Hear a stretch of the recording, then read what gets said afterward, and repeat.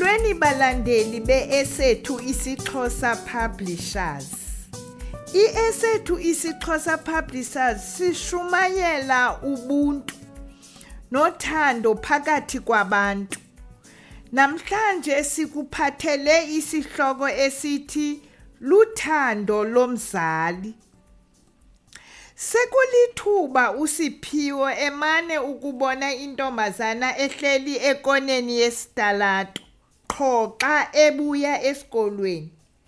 Into eyayimxaka kukuba le ntombazana ngamanye amaxesha uyibona inxibe iyuniform efana naleyo yakhe. Uthe xa egqitha ngenye imini ngexesha ekwakuyintsimbi yethoba late njengomntwana oyinkwenkwe, uthe makakha asondele athethe nayo le ntombazana. Mna ndinguSiphiwo, ungubani ke wena igama lakho? Ubuze njalo uSiphiwo eziva enosizi kuba lo mfundi uyabonakala ukuba khange ayofika ekhayeni lakhe. Umcele ukuba bahambe kunye baye kwelakhe ikhaya. Bahambile bafika bema emnyango. Unina kaSiphiwo owayevela emsebenzini wayesaziphumlele esofeni. Uye weva amazwi athethayo. Umama kaSiphiwo yayinguRose igama lakhe. Tyhini nguSiphiwo. Wavuya kuba wayeqala ukufika ngelo xesha ekhayeni lakhe uSiphiwo. Umvulele emnyango kodwa wafumanisa ukuba ume nomntu. Ungene kuqala wacela umama wakhe ukuba amamkele ukhunjulwa njengoko yayiligama lale ntombazana. Alale apho endlini nabo. Nangona wayengaqondi kakuhle umama kaSiphiwo ukuba kwenzeka ntoni, kodwa wamamkela ukhunjulwa lowo.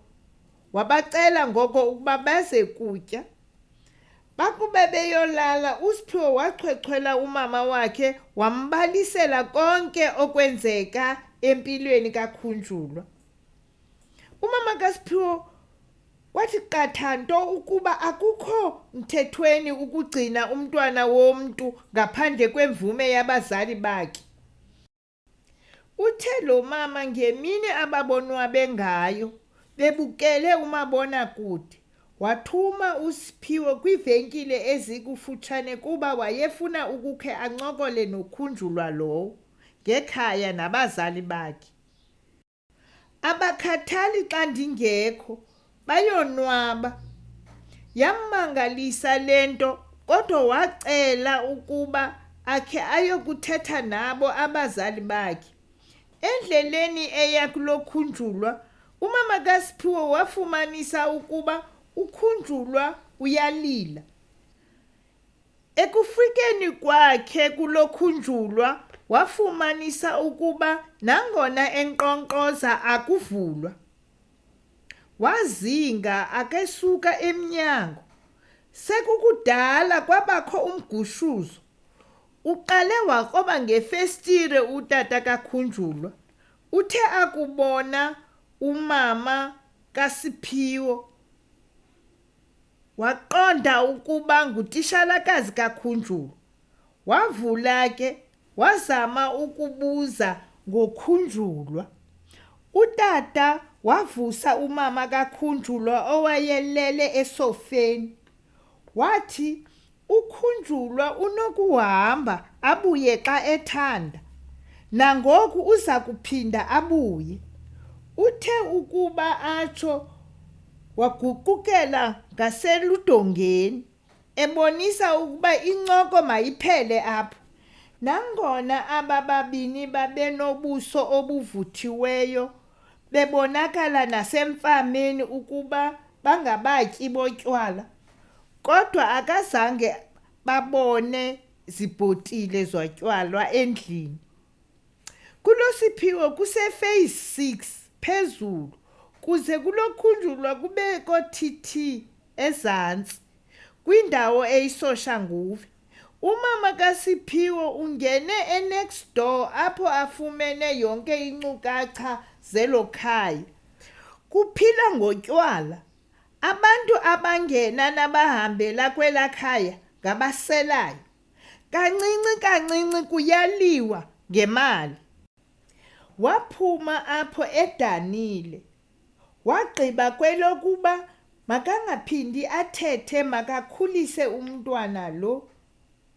Esikolweni waqhuba kakuhle ukhunjulwa kuba wayefunda noSiphiwo.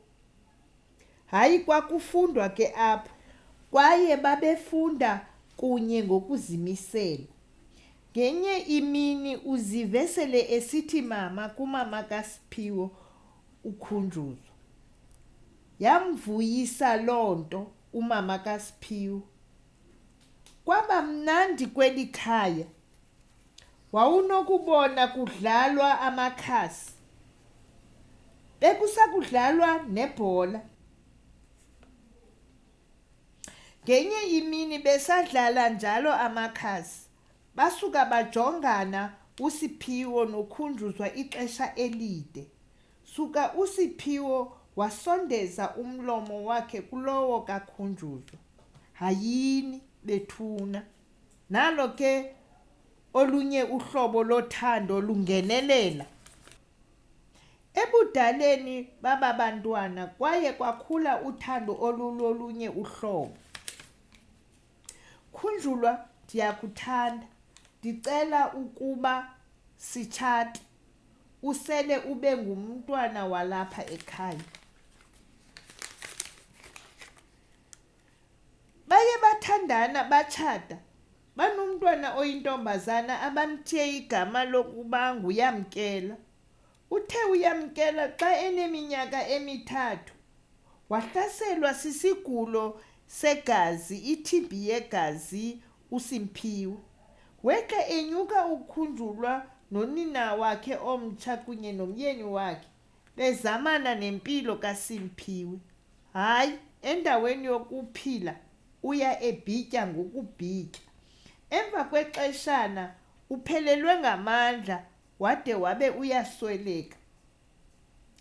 Uhleli iminyaka ukhunjulwa apho kulo Siphiwo ehleli nomama kaSiphiwo. Kuthe ekuhambeni kwexesha wabona umfana othile ogama linguLungelo.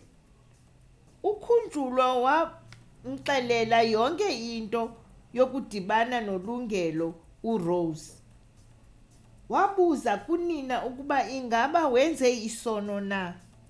Akazange ale umama kaSiphiwo, wamxelela ukuba kubalulekile ukuba onwabe, ubomi bufutshane. Waba uyatshata kwakhona ukhunjulwa. Amathamsanqa neentsikelelo zalo mtshato wakhe noLungelo wazinikwa ngumama kaSiphiwo uRose. Ebesakumana emvelela emtyelela amaxesha ngamaxesha uRose. Etyelela noYamkela lowo owayesele ekuphela komntwana kaRose. Enkosi baphulaphula. Uthando alukhethi kwaye lunika ubomi. Kumnandi ukuthanda. Nihlale njalo niphulaphula ke balandeli beesethu isiXhosa. Nivyuwe, nilike, nisubscribe. Liyenza elinye ibali elilandelayo. Enkosi.